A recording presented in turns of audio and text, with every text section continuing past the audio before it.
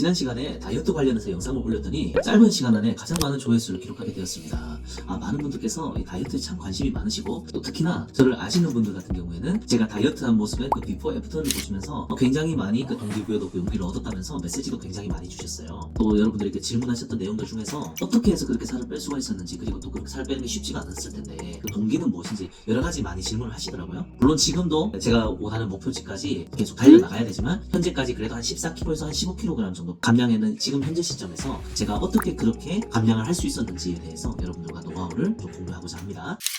우리가 어떤 목표를 이루고 문제를 해결하는 데 있어서 굉장히 중요한 것은, 저는 문제를 정의하는 것부터 출발한다고 생각해요. 문제는 내가 바라는 모습과 현재 벌어지고 있는 일 사이에 차이가 발생한 거예요. 그렇다면 성공은 무엇일까요? 내가 바라는 모습에 하루하루 가까워져 가고 있다면 단 한 걸음을 가더라도 그건 바로 성공이죠. 예를 들어서 내가 바라는 모습은 이런 멋진 몸이 되고 싶어.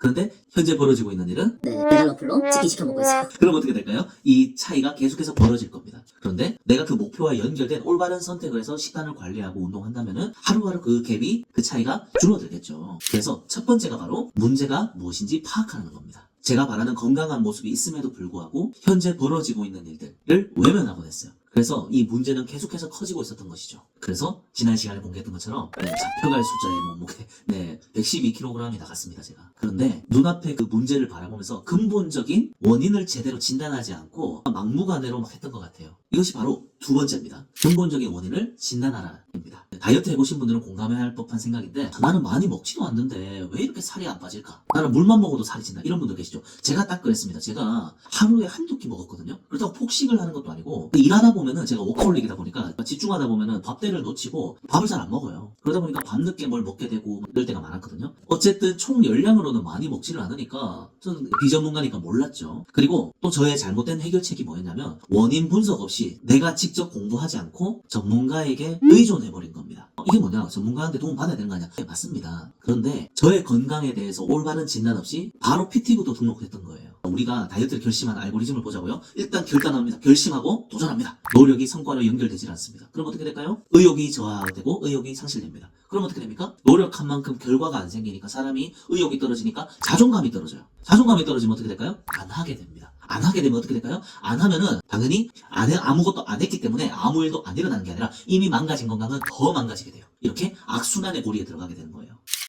당연히 PT를 받으면은 전문가가 그런 부분들 다 케어해줘야 되는 거 아니냐라고 생각할 수 있지만, 여러분 사실 의사도 내과 전문의가 있고 외과 전문의가 있고 신경외과가 있고 다 다르잖아요. 마찬가지로 우리가 동네에 있는 피트니스 센터에 갔을 때도 거기에서 가르치시는 트레이너분들이 전공이 다 다릅니다. 경력이 다 다르고요. 가르치는 방식이, 목적이 다 다르세요. 그리고 뿐만 아니라 각 개인에게 맞춤형으로 영양을 컨설팅을 해준다든지 케어는 안 해주는 경우도 상당히 많습니다. 그 트레이너들을 탓하는 건 아니고요. 1차적으로는 저의 그 잘못된 생각이 있었어요. 마치 제가 학창시절에 스타 강사들 있잖아요. 입시 공부할 때 스타 강사들의 강의를 내가 듣는 것만으로도 성적이 오를 것이다. 완전 잘못된 생각이죠. 결국 공부는 내가 해야 됩니다. 마찬가지로 일주일이 168시간인데 168시간 중에서 PT 받으러 보통 한 50분이나 1시간 정도 받잖아요. 그러면 두 번 주 2회 받는다고 하면은 일주일에 168시간 중에서 고작 2시간을 운동에 투자하고 166시간을 내가 엉망진창으로 살면서 좋은 결과를 기대하는 거는 뭐가 잘못됐지 않나요?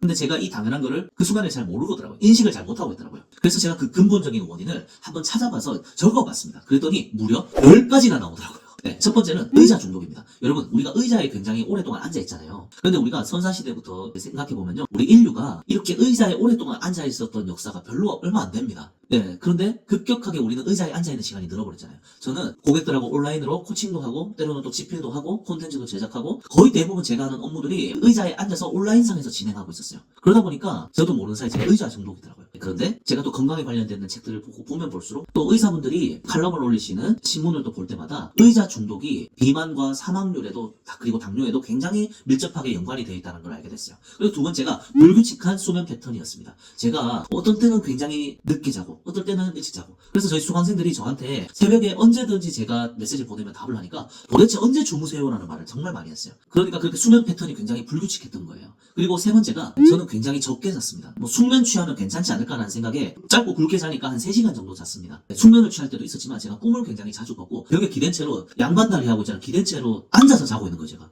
그런 적이 굉장히 많았습니다. 예, 계속 자면서도 뭔가를 해야 한다는 그런 강박관념 때문에 그런 모습들이 계속 있었어요. 그리고 네 번째가 불규칙한 식사였습니다. 앞서 말했지만 제가 하루에 한 끼 먹을 때도 있고 두 끼 먹을 때도 있고 또 어떤 때는 다이어트 식단했다가 또 어떤 때는 막 찜닭 먹었다가 어떤 때는 또 치킨 먹었다가 전체적인 섭취 양은 적지만 몸 입장에서는 어떻게 받아들이겠습니까? 언제 에너지가 들어올지 모르니까 최대한 일축해두자. 네, 이렇게 돼버리는 거죠. 그러니까 지방을 놔주지 않는 몸이 되는 거예요. 그리고 다섯 번째가 영양 불균형. 제가 식이섬유를 많이 먹지 않고 그렇다고 물을 많이 마시는 것도 아니고 설탕이 들어간 음식들을 저도 모르는 사이 많이 먹고 있더라고요. 그리고 여섯 번째는 제가 운동은 좋은 거 아니냐. 근본적으로 몸이 망가진 상태였어요. 몸이 지금 리듬이 망가진 상태에서 운동까지 얹어버리니까 이게 건강해지는 게 아니라 몸이 혹사시키는 게 되더라고요. 몸 입장에서는 가뜩이나 힘든데 운동까지 하니까 네 이게 엄청난 부담으로 작용해서 오히려 코티졸이라고 스트레스 호르몬 지수가 높아지니까 오히려 살이 더 안 빠지는 겁니다. 그리고 일곱 번째, 지속하기 어려운 방법을 제가 계속 하고 있는 거예요. 예를 들어서 예전에 통했던 방법이 있었어요. 예전에 제가 다이어트를 어느 정도 좀 성공했을 때 했던 그 식단을 가지고 하다가 또 고객들이 와가지고 외부에서 또 만나서 식사를 해야만 하는 상황에서 또 그 식단을 지키지 못하고 3일 하다가 그 식단 또 포기하게 되고 또 일주일 하다가 또 원래대로 돌아가 버리고 그러니까 어떻게 됩니까? 고스란히 내 몸은 막 죽을 마신 거예요. 제 몸 입장에서는 얘 왜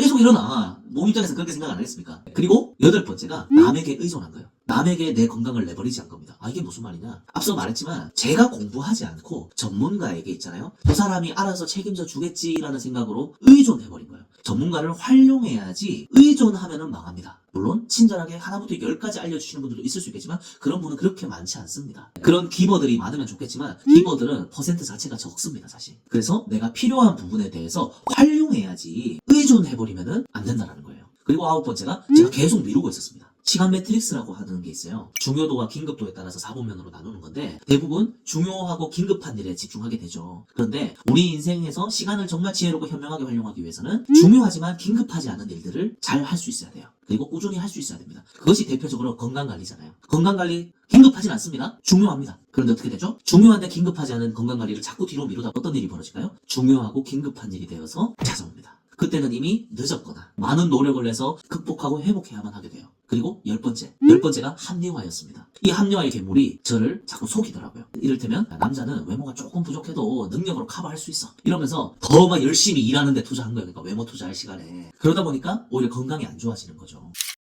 어쨌든 저는 이런 10가지의 근본적인 원인을 진단했습니다. 그 다음에는 어떻게 해야 될까요? 근본적인 해결책을 찾고 적용해야 되겠죠. 근본적인 해결책에 해당하는 것이 세 가지였습니다. 첫 번째가 공부해야 됩니다. 여러분, 내 인생이잖아요. 내 인생 누가 대신 살아주는 거 아니고요. 대신 고민해주지 않더라고요. 그래서 제 건강은 제가 지킨다라는 마음으로 건강에 관련된 도서들을 이렇게 많이 봤어요. 그리고 그것들을 하나하나 평소에 독서 경영, 지식 경영 하듯이 이 건강 분야도 내가 섭렵해야 되겠다라는 마음으로 훗날 저희 부모님이나 또 훗날 저의 사랑하는 가족들 그리고 훗날 저의 사랑하는 배우자 그리고 저희 자녀들에게도 평생 써먹을 수 있는 지식이 될 테니까 이것도 내가 공부하자라는 마음으로 공부해 나갔어요. 그리고 내가 근본적으로 왜 살이 쪘고 살을 빼기 위해서는 어떤 알고리즘을 거쳐야 되는지 세계적인 그리고 국내 최고의 전문가가 쓴 그런 책들을 하나하나 보기 시작했어요. 그것을 그대로 제 삶에 적용하기 시작합니다. 그리고 이제 그 두 번째가 지난 영상에서도 말씀드렸지만 과정을 기록했습니다. 과정을 기록하니까 어떤 일이 벌어진 줄 아십니까? 네, 선순환에 들어가기 시작합니다. 좀 전에 악순환은 이랬죠? 네, 선순환으로 바꾸면 이렇게 됩니다. 우리가 결심하고 도전하면 어떻게 되죠? 노력이 성과로 연결됩니다. 그럼 어떻게 돼요? 의욕이 생겨요. 할 수 있네? 의욕이 상승하고 자존감이 올라갑니다. 자존감이 올라가니까 또 어떻게 됩니까?